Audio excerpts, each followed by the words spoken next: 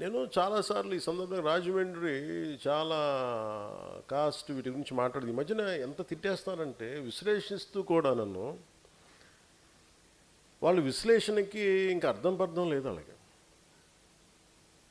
నన్ను వాళ్ళు ఎదగడానికో గుర్తింపు పొందడానికో కూర్చోబెట్టి విశ్లేషకులు ప్రముఖ విశ్లేషకులు మాట్లాడుతూ ఉంటే ఈరోజు కూడా ఏదో విన్నాను వార్త, ఆయన అరెస్ట్ చేయడానికంటే ఆయన అంత కూర్చోబెట్టి నేను కేసులు పెట్టారంటే మనం లేదు బాధపడి నేను వద్దని చెప్పాను. ఆయన పాపం ఏదో పొరపాటున మాట్లాడి ఉండొచ్చు కొంచెం భావోద్వేగంతో, ఫోన్లేని వదిలేసేయండి అని చెప్పాను ఆయన విశ్లేషకుని.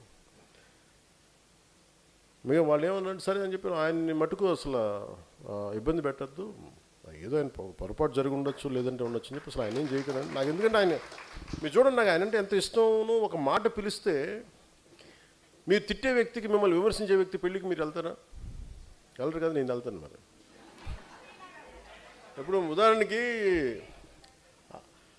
వైసీపీలో ఉన్న అంబటిరాంబాబు గారి ఇంట్లో పెళ్ళికి నేను వెళ్ళా. వాళ్ళ అమ్మాయి పెళ్ళికి ఇప్పుడు వెళ్ళాను గుంటూరులో. అలాగే అంటే నాకు ఏముంటుందంటే మనం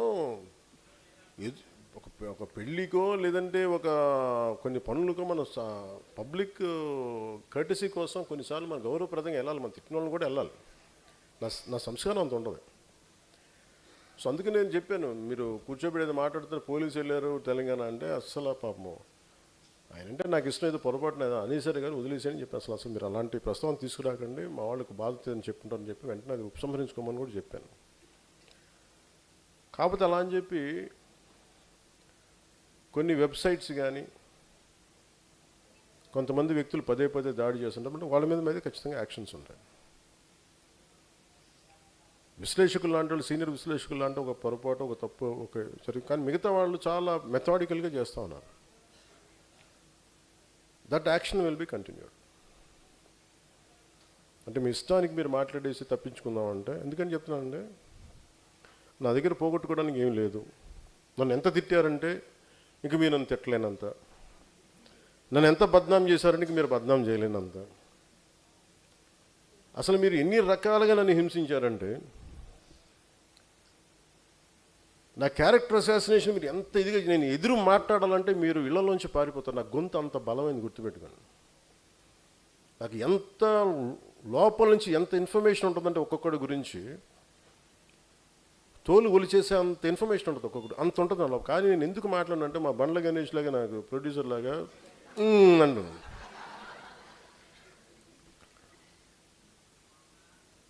ఎందుకు చెప్తా అంటే అసలు ఎంతని కూడా పెట్టుకుంటూ వదిలేదు. కానీ నాకు ఇప్పుడు ఏమనిపించిందంటే as we're building an organisation, very committed discipline organisation, మన ఫైట్ కూడా స్ట్రక్చర్డ్గా ఉండాలి. మీరు ఇక్కడున్న సాధకులు అందరికీ చెప్తారు, మీరు స్ట్రక్చర్డ్గా ఉండాలి. మీరు ఒక సభకు వచ్చినప్పుడు మీద పడిపోయి కాకుండా యువర్ సాధక్స్, మీ ప్రవర్తన మీ బిహేవియరే is a discipline for the party. మీరే వెన్నెముక పార్టీకి. మీరు బలంగా గట్టిగా నిలబడితే భయపడాలి అందరూ. మీరు ఒక్కొక్క 200 మందిని 100 మందిని మీరు మెంబర్షిప్ చేయగలిగారని మీరు ఎంత కదిలించి ఉండాలి, ఒక్కొక్కడిని ఎన్ని చెప్పు ఉండాలి. నేను అది గుర్తించాను మిమ్మల్ని. దాంట్లో ఒక 100 రూపాయలు 400 రూపాయలు నేను చూడాల, ఎంతమందిని మీరు కన్విన్స్ చేసిన ఇలా మాట్లాడాలి. నాదెండ్ల మనోహర్ గారి నియోజకవర్గం తెనాల్లో ఆయన టైలరింగ్ వృత్తి చేస్తారు. ఆయన పేరేంటి సార్? నాగరాజు గారు అంటారు. ఆయన టైలరింగ్ వృత్తి చేస్తా పొద్దునుంచి సాయంత్రం టైలరింగ్ చేసి సాయంత్రం ఒక 4 గంటలు అందరి ఇళ్ళకి వెళ్ళి పార్టీ సిద్ధాంతాలు చెప్పి మెంబర్షిప్ చేశాను. వాళ్ళు ఎవరు పేర్లు తెలియదు, నాకు తెలుసు వాళ్ళందరి